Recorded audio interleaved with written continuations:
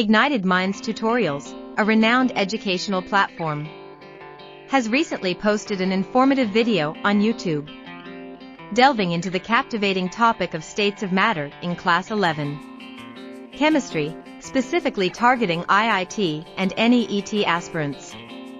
This insightful video aims to enhance students' understanding, equipping them with valuable knowledge in this fundamental area of science. The video, curated by expert educators, begins by introducing the three states of matter: solid, liquid, and gas. It then elaborates on their distinguishing characteristics, such as particle arrangement, intermolecular forces, and energy levels. The tutorial further explores phase transitions, including melting, boiling, and condensation, providing clear explanations and relevant examples to solidify concepts.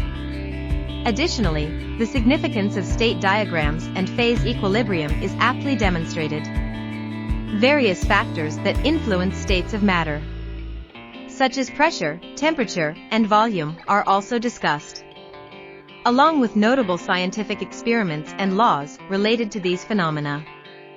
Ignited Minds Tutorials diligently covers relevant NEET and IIT syllabus topics, ensuring comprehensive comprehension among learners.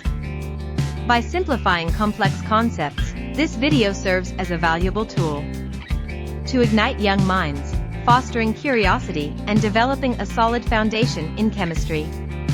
Aspiring students are encouraged to watch this engaging video on YouTube, as it facilitates a better grasp of states of matter, providing a strong starting point for their academic journey. Ignited Minds Tutorials continues to inspire and empower learners to achieve their educational goals with confidence and clarity.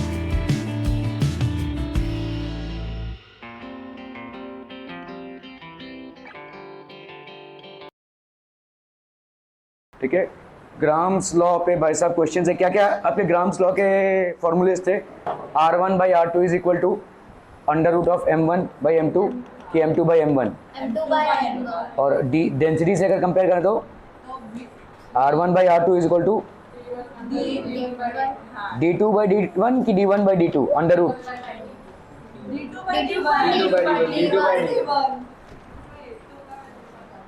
चलिए इसी पे problems रहेंगे भाई साहब, इसीलिए बोल रहा हूँ, उसको देख लीजिए और इस प्रॉब्लम्स को कीजिए। चलिए फटाफट करना है, इसको फटाक से करना है।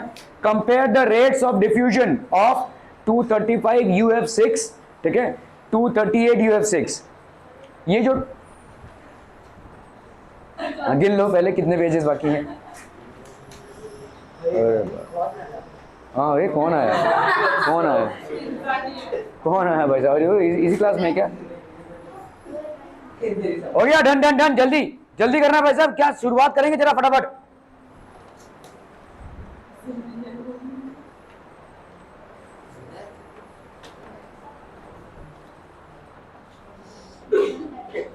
हेलो हेलो हेलो क्वेश्चन ले। ये मराठी में बोल रहे हैं?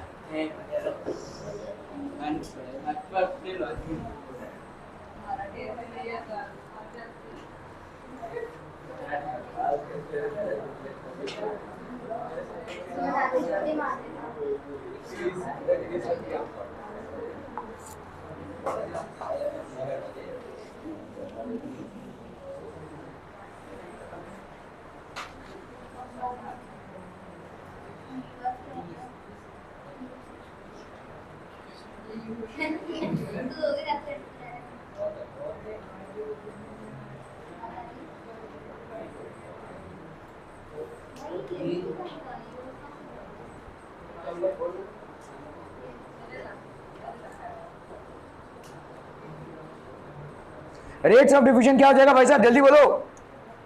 Rates of diffusion R1 by R2 will be equal to under root M2 by M1, है ना। R1 by R2 will be equal to under root M2 by M1। 235 F6 है, 235 UF6, इसका मॉलिक्यूलर वेट कितना हो जाएगा बोलो? समझ लो इसको हमने M1 माना भाई। यूरेनियम 235 है, तो यूरेनियम का 235 और फ्लोरीन का कितना होता है 19 एटॉमिक वेट है ना, फ्लोरीन का होता है 19, तो ये हो गया 6 इंटू 19, कितना हो जाएगा भाई साहब ये 235 प्लस 9 6 54, 6 में 6 प्लस 5 11 है ना, 19 6 9 6 54, 6 में 6 plus 5 11, so this will be how much 5 plus 4 9, 3 plus 1 4, 2 plus 1 3, ठीक है ओके 238 UF6 ये हो गया आपका 238 plus 6 into 19, so that will be how much 238 plus 114, that's going to be how much 8 plus 4 12, 3 plus 1 4 1 5, तो ये हो गया आपका 352, ठीक है। तो R1 by R2, तो R UF6 rate of diffusion of UF6 upon rate of diffusion of UF6 238,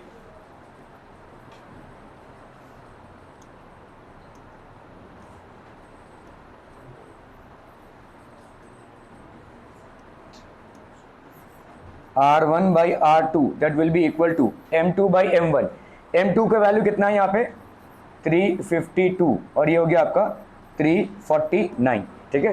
this one will be R1 by R2, clear है, are we clear on this one people.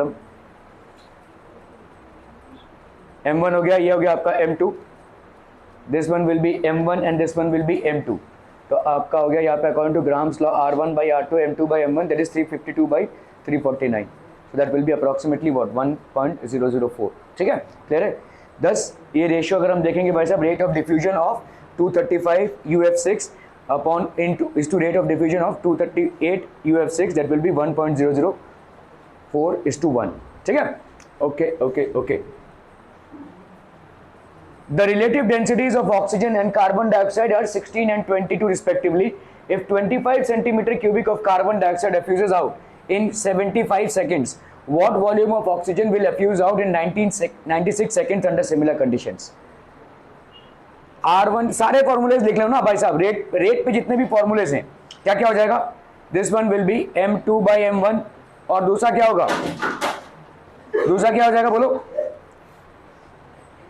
Density के साथ क्या होगा, देखो देखो जल्दी देखो भाई साहब, डेंसिटी D2 by D1 है ना। द रिलेटिव डेंसिटीज दिया हुआ है ना यहाँ पे oxygen carbon dioxide, relative densities मतलब अगर हम इनका रेशियो निकालें तो क्या क्या है भाई साहब आपका 16/22 है, ठीक है।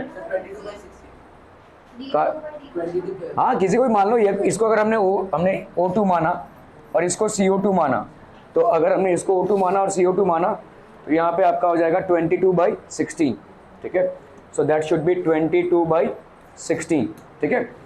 कितना है भाई, अभी देखो यहाँ पे RO2 है, RO2 यहाँ पे 25 सेंट, अभी R क्या होता है बोलो, एफ्यूजन मतलब velocity of effusion upon time taken है ना, तो 25 सेंटीमीटर, तो आपका RO2 कार्बन डाइऑक्साइड का हमको दिया हुआ है, कितना हो जाएगा बोलो 25, volume of carbon dioxide upon time है ना, तो volume of carbon dioxide upon time of carbon dioxide, समझ में आ रहा, ठीक है। और यहाँ पे क्या हो जाएगा बोलो, volume of O2 upon time of O2, भाई रेट को ऐसे लिख सकते हैं ना हम, rate of effusion of oxygen will be volume of oxygen that is effusing out in a particular time, volume of carbon dioxide that is effusing out upon a particular time, this will be equal to भाई साहब कितना आ रहा है 22/16, तो volume of O2 भाई साहब यहाँ पे तो दिया नहीं हुआ हमको, नहीं दिया हुआ ना, व्हाट वॉल्यूम ऑफ ऑक्सीजन यहाँ पे क्वेश्चन ही है, तो वॉल्यूम ऑफ O2 अपॉन, इसको ऐसे लिख दें भाई साहब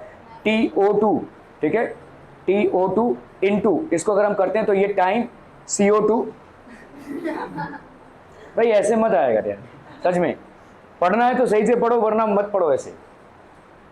TCO2 जब मर्जी चला है, क्या है ये मतलब, तुमको क्या लग रहा है, ये मजाक चल रहा है क्या इधर, कार पंचर हो गया था तुम्हारा।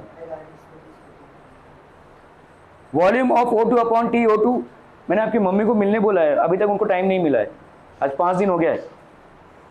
VO2 TO2 अपॉन TCO2 और ये हो गया आपका कितना VCO2, this will be equal to how much 22/16, are we clear, ठीक है। Volume of effusion of oxygen, तो VO2 हो गया ये अपॉन TO2 भाई साहब कितना हो जाएगा आपका 96 सेकेंड्स इनटू TCO2, ये कितना हो गया भाई साहब आपका, टाइम इज अपना 75 seconds 75 seconds upon V CO2 that is 25 है ना. This will be equal to 22 by 16. ठीक है, 3 3 are 9, 3 2 are 6. ठीक है, क्लियर है. तो VO2 by 32 will be equal to 22 by 16. ठीक है, VO2 by 32 का square is equal to 22 by 16 है ना. दोनों तरफ स्क्वायर कर दिया हमने.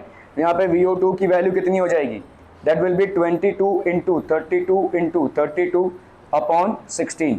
16 2 32, तो ये हो गया आपका कितना 44 इंटू 32. 4 2 8, 4 2 8, 4 3 12, 4 3 12, 113. So 8 9 10, 3 plus 1 4, 1408. तो volume will be this much. ठीक है, here volume of carbon dioxide आपको दिया हुआ है कितना 25 centimetre cubic, time taken 75 seconds. Volume of oxygen 20 centimetre cubic हमने मान लिया. TO2 की वैल्यू दी हुई है 96 सेकेंड्स. ठीक है, रिलेटिव डेंसिटी भाई साहब DCO2 दैट इज, अरे यार रिलेटिव डेंसिटी है डेंसिटी ऑफ ऑक्सीजन. ओके, यहाँ पे एक गड़बड़ हो गया. वैसे अगर हम इसको ना भी करें तो भी चलेगा, 22 by 16 है. ठीक है, okay. So RO2 DCO2 by DO2. ठीक है, VO2 by TO2. RO2 मतलब क्या हो जाएगा, rate of effusion of oxygen, that will be this upon TO2 है ना. और RCO2 मतलब VCO2 upon TCO2. Volume of oxygen upon time, volume of carbon dioxide upon time. ठीक है, DCO2. तो आपका हो गया भाई साहब यहाँ पे 22 by 16.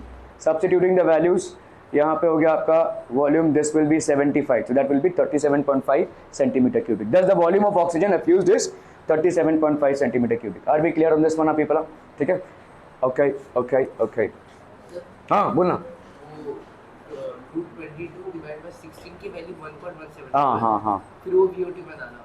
हाँ मैंने यहाँ पे स्क्वायर कर दिया था. तो स्क्वायर अगर हम करें, देखो यहाँ पे 25 3 75 होगा, 3 1 3 और 3 3 9, 3 2 6. ठीक है, हाँ मैंने वहाँ पे रूट नहीं निकाला था, करेक्ट. तो अगर मैं यहाँ पे करूँ, देखो VO2 अपॉन 32, मेरा गलती यहाँ पे ये हुआ है कि यहाँ मैंने रूट नहीं निकाला. तो 20 अगर दोनों तरफ मैं स्क्वायर कर दूँ, ठीक है, तो क्या हो जाएगा बोलो, VO2 का स्क्वायर अपॉन 32 का स्क्वायर. ठीक है, इज इक्वल टू कितना हो जाएगा 22 by 16. तो VO2 का स्क्वायर अगर हम करें, VO2 का स्क्वायर ये कितना हो जाएगा 22 इंटू 32 इंटू 32 अपॉन भाई साहब कितना 16. 16 ये हो गया 2 32. ठीक है, अब कर लो भाई साहब, ये 22 2 कितना हो गया 44, और ये हो गया 2 इंटू 16. से निकम्मे लोग हो ना तुम लोग. 88. हाँ हाँ, तो 32 को तोड़ा ना मैंने, 2 इंटू 16 कर दिया, 22 इंटू 2 कर दिया, 44 हो गया. ठीक है, 20 और इसका जो 2 था, ठीक है 22 यहाँ पे कितना था 32 ना, 32 का स्क्वायर ही कर लेते हैं. देखो VO2 है ना, तो यहाँ पे आपका 32 इंटू 32 इंटू 22 by 16. कोई कट्टम कुट्टम नहीं करते हैं. देखो VO2 फिर क्या हो जाएगा 32 का स्क्वायर, 32 का स्क्वायर मतलब हो गया 32, 16 का स्क्वायर रूट मतलब हो गया 4 है ना, और इंटू अंडर रूट ऑफ 22, बस इसका ये स्क्वायर रूट निकालना है. ठीक है, तो ये हो गया 4 8 32, 8 इंटू अंडर रूट ऑफ 22. लेकिन यार फिर भी तो ये नहीं आएगा, कितना 37.5 तक आएगा. देखो 22 का स्क्वायर रूट कितने कितने के बीच में होगा, देखो 25 है आपका 5. ठीक है, और 4 4 16. ठीक है, 4 पॉइंट, अभी ये जो ज़्यादा इसकी तरफ है तो 4.67 कुछ ले लें. 4.6 अगर हम लेते हैं बाई एस्टिमेशन, तो 8 कितना आ जाएगा, देखो 6 8 48, 8 4 32, 32 प्लस 4 36.8 आ रहा है, और ज़्यादा ही लेना पड़ेगा. 22 का स्क्वायर रूट कैसे निकालेंगे, तुम लोग को स्क्वायर रूट निकालना आता है? नहीं भाई साहब, एक से एक है यहाँ पे. 22 का स्क्वायर रूट देखो ऐसे निकालेंगे. ठीक है, तो आपका तो यहाँ पे 0.00 हो गया, 4 4 16, 4 4 16, तो ये हो गया 6, और ये 0 4 का हो गया भाई साहब 8. ठीक है, 8 का अगर पॉइंट डालेंगे 2 0 आ गए, 8 1 4 4 16, 8 4. क्या चल रहा है, कितना टाइम लगता है फोकस लाने में? हाँ 336. 37 से नहीं 85 सेवन सेवन से 49, 8 7 से 56 नहीं जा रहा है, ऊपर जा रहा है ना, 56 + 4 60 हो गया। चलिए अगर करते भी हैं 4.7, ठीक है, अगर 4.7 किया है, क्या 8.7 क्यों आएगा, 4.7 तक आएगा है, 609 आ रहा है, देखो थोड़ा सा ज़्यादा आ रहा है। अगर हम यहाँ पे 6 करें भी तो इसके वजह से ये 7 हो जाएगा, ठीक है। सो अगर हमने किया भाई साहब यहाँ पे 4.7, सो दैट विल बी 4.7 × 8, 7 8 जा 56, 8 4 जा 32 + 5 37, तो अप्रॉक्सीमेटली देखो 37.5 या 37.6 आ जाएगा, ठीक है। क्लियर है? दस the volume of oxygen एफ्यूज is this much. Clear है, क्लियर है, क्लियर है people? Okay okay okay. A mixture of 50 millimeter of H2 and 50 millimeter of O2 is allowed to effuse through a effusometer till the residual gas occupies 90 millimeter, ठीक है। तो total gas कितना था भाई साहब? What was the total gas before? देखो, a mixture of 50 milliliter of H2 and 50 milliliter of O2 is allowed to effuse through a effusometer, ठीक है, till the residual gas occupies 90 milliliter. Clear clear clear, मतलब कितना चला गया? 10 ml गया ना भाई साहब, 100 ml होना चाहिए था, 10 ml चला गया, 90 ml बचा है। What is the composition of the effused gas and the residual gas, ठीक है। तो effused गैस का composition आपको बताना है और रेसिडुअल गैस का भाई साहब composition बताना है। मतलब क्या बताना है आपका? वॉल्यूम का कंपैरिजन बताना है, ठीक है। Volume of H2 is to volume of O2 in effused gas जो बाहर निकल गया है, और volume of H2 is to volume of O2 in residual gas जो बाहर निकल गया। क्लियर है? Are we clear? चलिए भाई साहब टैलेंट दिखाइए फटाक से। तुम स्कैनिंग करा छोड़ोगे भाई साहब? प्रिंटर दे दे यहाँ पे, सीधा प्रिंट ही कर लो भाई साहब, है ना। स्कैनिंग चल रहा है तुम्हारी तरफ से। हो गया तुम लोग का? डन? हाँ भाई साहब टाइम हो गया, टाइम, जल्दी जल्दी। कितना? 2:30 से 4 है ना, तो 4 बजने को है, जल्दी।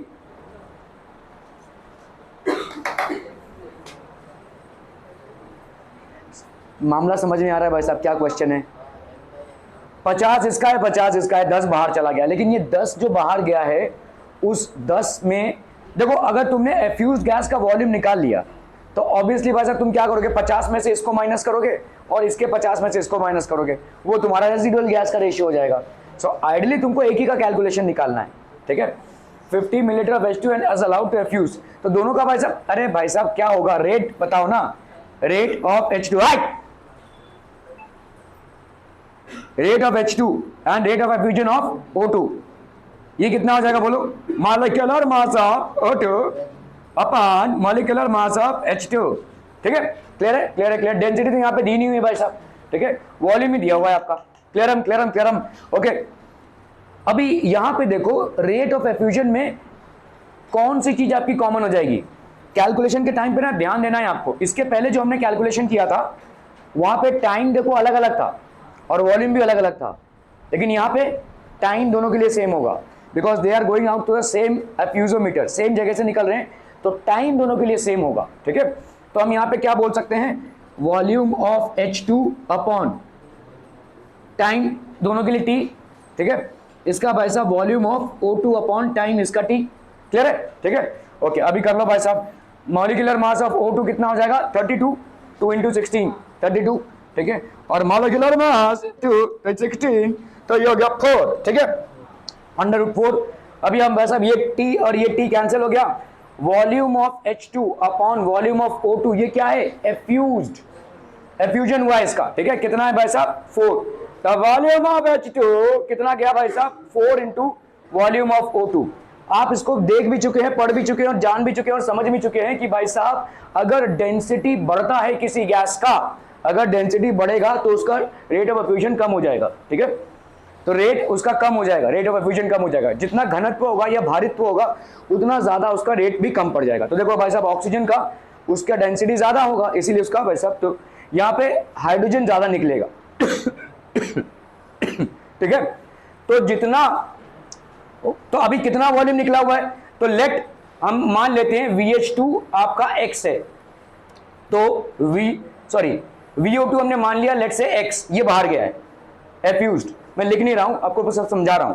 Late effused volume of oxygen be X, तो एफ्यूज्ड वॉल्यूम ऑफ हाइड्रोजन कितना हो जाएगा 4x, 4x प्लस x किसके बराबर होगा आदित्य, आए अरे जल्दी बोलना है 10 ना, टोटल वॉल्यूम नहीं चाचू, कितना निकला यहां से 90, होना कितना चाहिए था 100, तो effused volume of hydrogen is 4x, effused volume of oxygen is x, effuse मतलब समझ रहे हैं जो बाहर गया है, ठीक है, तो 4x प्लस x कितना हो गया भाई साहब 5x, this will be equal to 10, x की वैल्यू 2, समझम, ठीक है, x की वैल्यू 2, तो अभी आप भाई साहब यहाँ पे what is the composition of एफ्यूज gas, so एफ्यूज gas has how much, एफ्यूज gas has oxygen कितना 2 मिलीलीटर का, और हाइड्रोजन कितने का भाई साहब 8 मिलीलीटर का, ठीक है, तो अभी भाई साहब रेसिडुअल गैस में क्या बचेगा, 50 में से ऑक्सीजन का माइनस कर दो, तो ऑक्सीजन कितना है अभी रेसिडुअल गैस में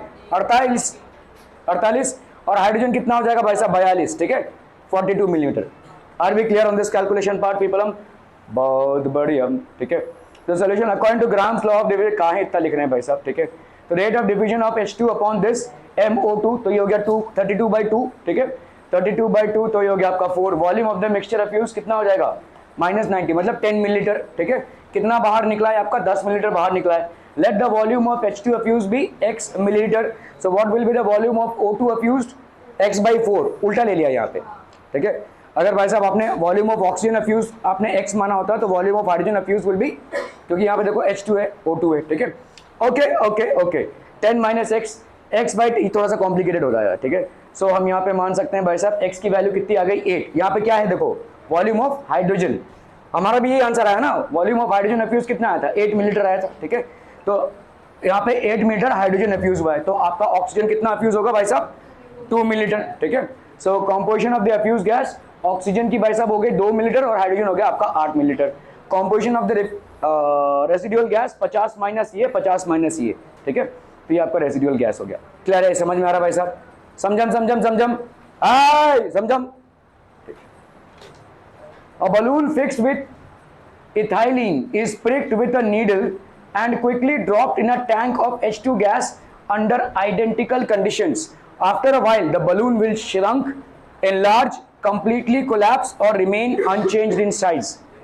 A balloon filled with ethylene gas. Ethylene मतलब ठीक है, ये से भरा हुआ है ethylene gas, is pricked with a needle and quickly, needle से आपने किया टप से डाल दिया भाई साहब किसमें, a tank of hydrogen gas under identical conditions, मतलब जो इसका टेम्परेचर और प्रेशर था वही इसका भी टेम्परेचर और प्रेशर है, समझ में आता हूँ भाई साहब, बहुत बढ़िया, ठीक है, ओके, अंडर आइडेंटिकल कंडीशंस, तो आपका भाई साहब हाइड्रोजन में डाल दिया गया इसको, after a while the balloon will shrunk, फुस हो जाएगा, इनलार्ज हो जाएगा, कंप्लीटली कोलैप्स हो जाएगा या रिमेन अनचेंज्ड। जब आपने इसको प्रिक किया, मतलब एक सुई चुभाया इसको, तो आपने क्या किया, एफ्यूजन चालू कर दिया, है ना, एफ्यूजन चालू कर दिया, लेकिन साथ ही साथ भाई साहब आपका rate of C2H2 upon rate of H2, ये कितना हो जाएगा भाई साहब, molecular mass of H2 upon molecular mass of C2H2, तो मॉलिक्यूलर मास ऑफ H2 कितना हो जाएगा, मॉलिक्यूलर मास ऑफ H2, अरे 2 ना भाई साहब, और इसका 2 × 12 24 और 2 26 है ना, 26 राइट, तो 1/13 हो गया ये, ठीक है, रेट ऑफ एफ्यूजन, ओके, तो रेट ऑफ C2H2 का एफ्यूजन, और यहाँ पे अंदर क्या आ रहा है भाई साहब, हाइड्रोजन आ रहा है, ठीक है, so this is equal to people 1/13, ठीक है, तो आप बताओ भाई साहब यहाँ पे C2H2 क्या हो जाएगा, rate of effusion of H2 upon √13, या हम बोल सकते हैं हाइड्रोजन क्या हो जाएगा √13 टाइम्स RC2H2, तो कौन ज्यादा है भाई साहब, हाइड्रोजन के ज्यादा है, तो बलून क्या होगी, श्रंक होगी, एनलार्ज होगी, कंप्लीटली कोलैप्स होगी और रिमेन अनचेंज इन साइज होगी। एक बलून है, इसमें से आपने पिन मारा, इसमें से क्या निकल रहा है, C2H2, लेकिन इसको आपने डाल दिया है एक चेंबर में जहां पे अंदर क्या आ रहा है, H2 गैस, H2 गैस जो है जिस रेट से एफ्यूज होता है √13 टाइम्स ऑफ C2H2। अभी √13 में आपका कंफ्यूजन है आपका भाई साहब कर लो, ये 16 है भाई साहब और यहाँ पे क्या है इसका 9, बीच में है भाई साहब 13, इसका झुकाव इसकी तरफ तो लेट से मान लेते हैं हम 4.7 है ना, ऐसा मान सकते हैं 4.7 नहीं आपने सॉरी 3.7, ठीक है अप्रॉक्सीमेटली 3.7 हो जाएगा √13 का वैल्यू, तो 3.7 इंटू C2H2 मतलब हाइड्रोजन का fusion rate is almost 4 times the fusion rate of ethylene. क्या ये समझ में आ रहा है? तो जिस रेट से इथाइलिन निकल रहा है उसके 4 गुना रेट से हाइड्रोजन अंदर आ रहा है, तो अब बताओ भाई साहब क्या होगा, एनलार्ज हो जाएगा। क्या ये समझ में आ रहा है? Are we clear on this one people? ठीक है, okay okay okay. So rate of diffusion भाई साहब इज, ठीक है, it will basically enlarge, why? Because H2 will diffuse into the balloon and its size will increase। बोलो graph paper चाहिए तो पागल तुम्हारा टाइम ओवर हो गया, अभी ग्राफ पेपर में क्या गर्लफ्रेंड का डायग्राम बनाएगा तू वहां पे? हाँ क्लियर है? Are we clear on this one? यहाँ पे आपको एक्सप्लेन नहीं किया हुआ लेकिन are we clear on this one people? क्या पूछ रहा है? छोड़ दिया किसने? गर्लफ्रेंड ने? बहुत बढ़िया। नहीं ब्रेकअप हो गया है क्या? अच्छी बात है अगर हो जाए तो, ये बेस्ट टाइम है ब्रेकअप करने का। जिसका भी भाई साहब कहीं पे भी चल रहा होगा टाटा बाय बाय बोल दो 2-3 महीने के लिए, अगर जिंदा रहे तो फिर मिलेंगे, ठीक है? नहीं this is the best time to breakup. Okay 4 molar mass of helium, सहानुभूति मत दिखा उसको, बोल HENCH4 is contained in a vessel at 20 bar pressure. Due to a hole in the vessel, the gas mixture leaks out. What is the composition of the mixture effusing out initially? चलिए फटाफट। मैं paper collect करने वाला था, यहाँ भी सब graph paper ले रहे हैं। ये टाइम हो गया तुम लोग का।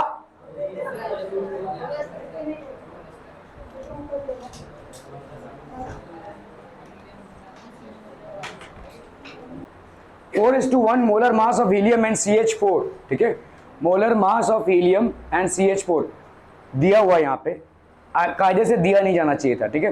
हीलियम का भाई साहब 4:1 molar mass of helium and CH4 is contained in a vessel at 20 bar pressure. Due to a hole in the vessel, the gas mixture leaks out. What is the composition of the mixture effusing out initially? तो भाई साहब R1 by R2 helium और ये हो गया भाई साहब CH4, R of CH4, ठीक है। What is the composition effusing out? तो initial rate of effusing out कितना हो जाएगा भाई साहब? This will be m of CH4 upon mass of helium, ठीक है। क्लियर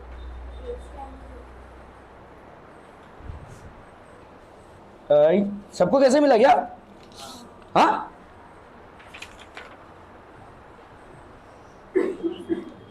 तो मतलब अभी तक क्या कर रहे थे?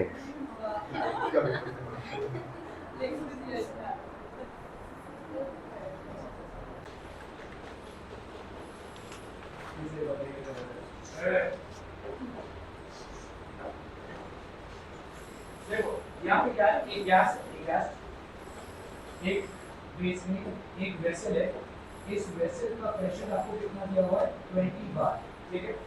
अभी इसमें मोलर मास ऑफ हीलियम मतलब 4 टाइम्स हीलियम है और 1 टाइम आपका CH4, कैसे समझ में आ रहा है?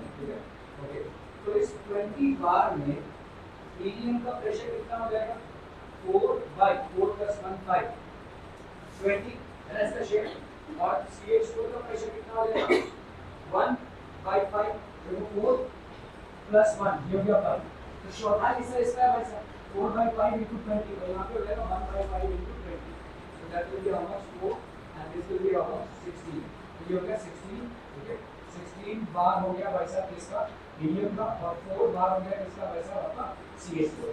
तो ये समझ में आ रहा है भाई साहब? ओके तो ये देखो 20 × 4/5 समझ में आ रहा है। तो pressure of helium will be how much? 16, clear? 16 है भाई साहब, और pressure of this will be how much? 4, ठीक है।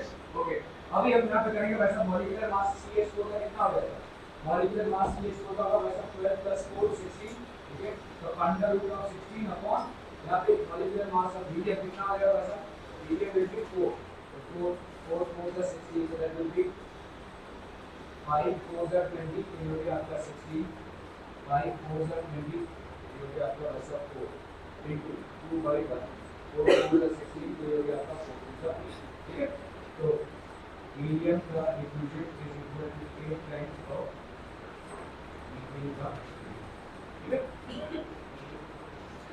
क्या बोल रहा है अंडर पे हो जाएगा, फिर यहाँ पे CH को कितना हो जाएगा 12 प्लस 4 16 और हीलियम कितना है वैसा 4, 16 बाय 4 कितना है 4, अंडर पे 4 कितना है 2, ठीक है, इसके अंदर अंडर पे आ जाएगा 11 बेटा, ओके बहुत बढ़िया वैसा 20 gram of hydrogen and 128 gram of oxygen are contained to 20 liter flask at 200 degree centigrade. Calculate the total pressure of the mixture. वैसे आपको total pressure mixture का निकालना पड़ेगा, ठीक है। 20 gram of hydrogen and 128 gram are contained into a 20 liter. दोनों का volume वैसा कितना होगा 20 लीटर, है ना, ठीक है। और यहाँ पे वैसे भी कितना दिया हुआ है 200 atmosphere pressure. Calculate the total pressure of the mixture. चलिए वैसा फटाफट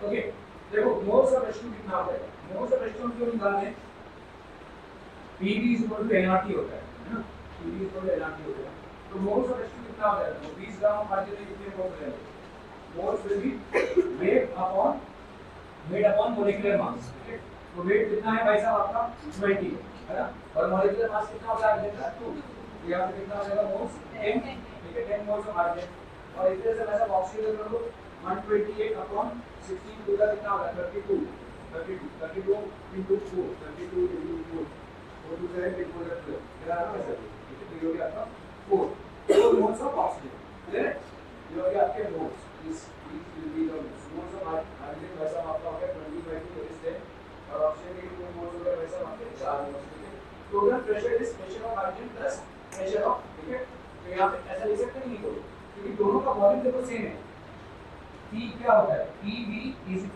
nRT होता है, ठीक है, वॉल्यूम दोनों का सेम है क्योंकि एक ही क्लास है, ठीक है, तो P = nRT/V।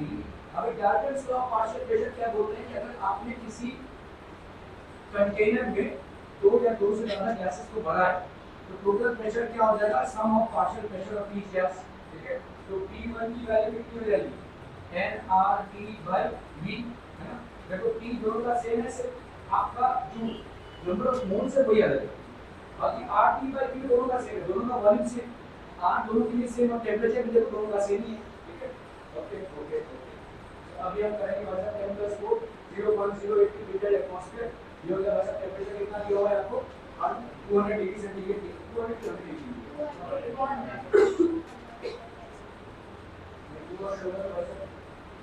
हां 200 तो मतलब 470 हो गया, और वॉल्यूम दिया हुआ था आपको 20 लीटर से, ठीक है, so that will be how much 20 litre, okay.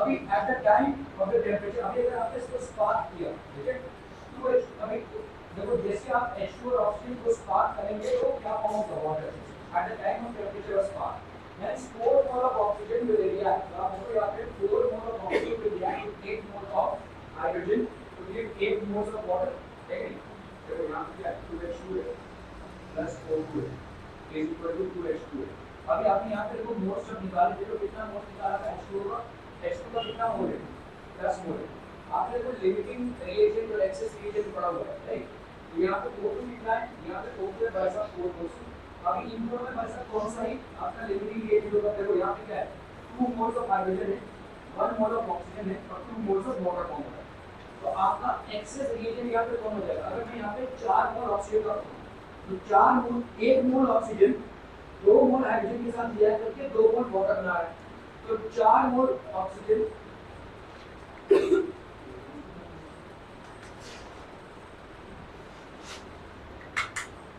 Ma'am का फोन है, किसका मैम का फोन,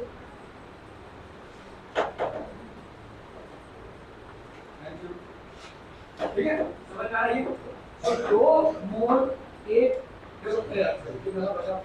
1 मोल ऑक्सीजन 2 मोल हाइड्रोजन के साथ रिएक्ट करते हुए क्या बना रहा है 2 मोल ऑफ वाटर बना रहा है, तो 4 मोल ऑक्सीजन कितने के साथ रिएक्ट करेगा 8 मोल के साथ रिएक्ट करेगा, और इसे कितना बनाएगा भाई साहब 8 मोल ऑफ वाटर वेपर बनाएगा, तुम्हारे पास क्या 8 मोल ऑफ हाइड्रोजन है भाई साहब, 2 मोल तुम्हारे बच जाएंगे, है ना, तो यहाँ पे आप बोल सकते हो 4 moles of oxygen will react with 8 moles of hydrogen to give 8 moles of water और 2 मोल हाइड्रोजन आपका वैसा अनरिएक्टेड रहेगा। क्लियर है ओके। सो फाइनल प्रेशर भाई साहब क्या हो जाएगा बोलो, यहाँ पे N2H2O N2 प्लस NH2O मतलब यहाँ पे कितना आ रहा है RT N2 कितना है आपका, कितना बच रहा है 2 मोल बच रहा है, ठीक है।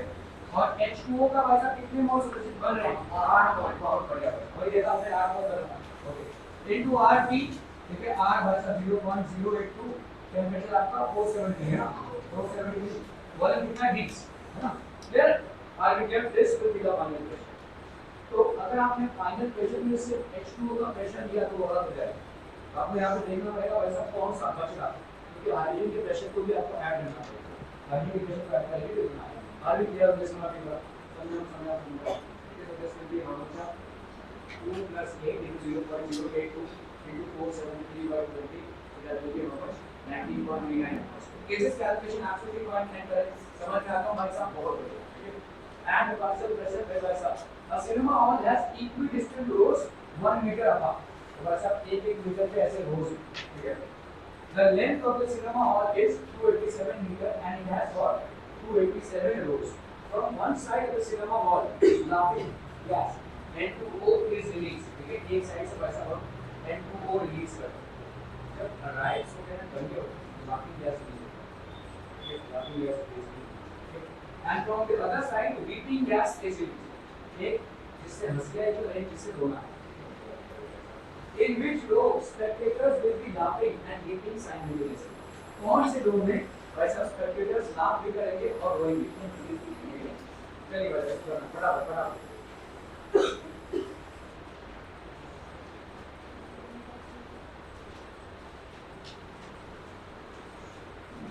देखो ये जो आपको लेंथ दिया हुआ ना, the length of the cinema hall is 287, तो मतलब ये लेंथ हो गया है ना, ये लेंथ हो गया 287 मीटर।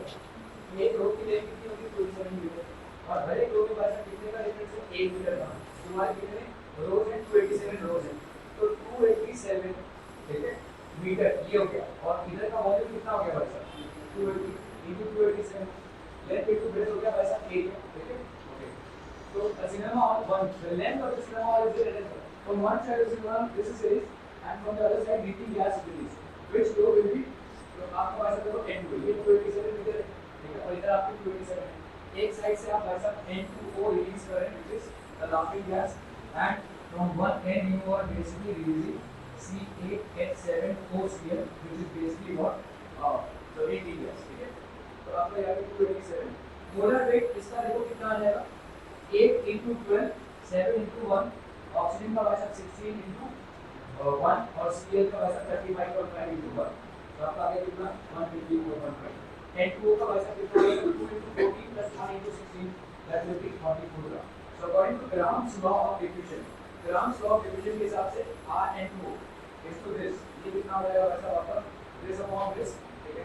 तो आपका कितना हो गया 154.5 क्लियर ओके। तो ये आ जाएगा 3.5 अप्रॉक्सीमेटली देखो 1.87 is to 1, ठीक है। तो 1.87 is to 1 density of N2O वैसा जो density हाँ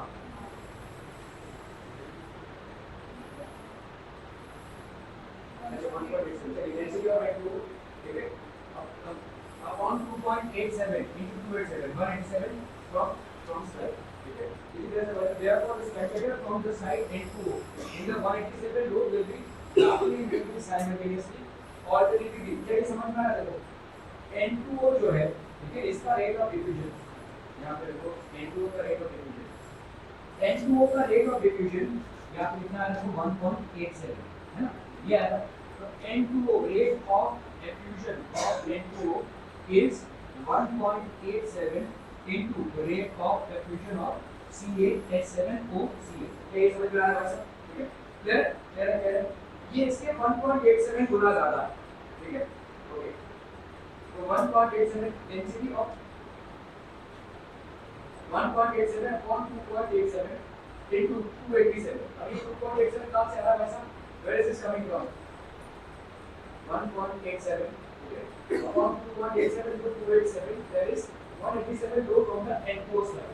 डेंसिटी ऑफ N2 कितना है वैसे आपका 2.87 डेंसिटी कैलकुलेट किया था हमने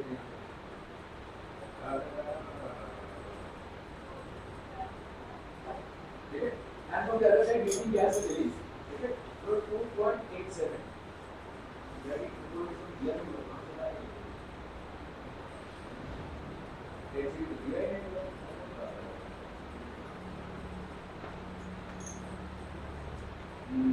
कैसे कैसे आया बताइए।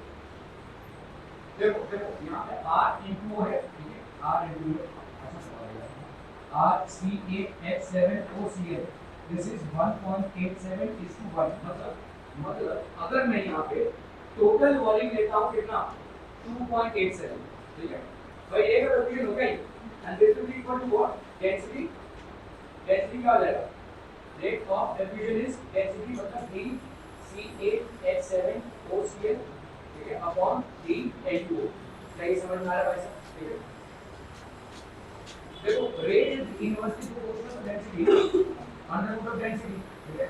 यहाँ पे तुम्हारा कितना अंडर रूट अगर हम करेंगे यहाँ पे देखो rate of N2O by the rate of C8H7OCl this will be equal to molecular weight of E upon this है ना this will be equal to density of क्या C8HCl upon density of N2O है और ये ratio आपकी कितनी आ रही है 1.87/1 तो 1.87/1 आ रही है मतलब अगर मैं यहाँ पे डेंसिटी ले लूँ 2.87 टोटल दोनों का डेंसिटी मिलाकर अगर 2.87 है तो उसमें 1.87 हिस्सा किसका है भाई साहब N2O का और 1 हिस्सा किसका है वैसा इसका है समझ में आ रही है ठीक है। तो इसका मतलब डेंसिटी ऑफ N2O सिर्फ कितना आ जाएगा 1.87 हिस्सा इसका है अपॉन 2.87 यही समझ में आ रहा है 2.87 मतलब क्या किया आपने कुछ नहीं किया 1.87 को 1 से प्लस किया हुआ ठीक है ओके तो ये हो गया इसका डेंसिटी क्लियर है 1.87 और ऐसे अगर मैं दूसरे का आपने कैसे निकालोगे तो कितना हो जाएगा 1/2.87 ठीक है क्लियर ओके इनटू 287 में अगर हम करते हैं 287 में अगर करते हैं तो 187 रो मतलब यहां पे कितना हो जाएगा ये 10 100 है तो 187 rho from N2O side clear therefore the spectator from the side N2O in the 187th row will be laughing and weeping simultaneously alternatively the spectator from the side of the weeping gas in the 100th row will be laughing and weeping simultaneously इसलिए देखो 287 लिया है ताकि ये कर हो जाए ठीक है क्लियर है आगे क्लियर तो N2O के साइड से जो आपका 187 वाला होगा वहां पे वैसा और उधर के साइड से 100 वाला जो होगा क्लियर है दोनों लोगों के हिसाब से क्लियर ओके सी के लिए thank you so much for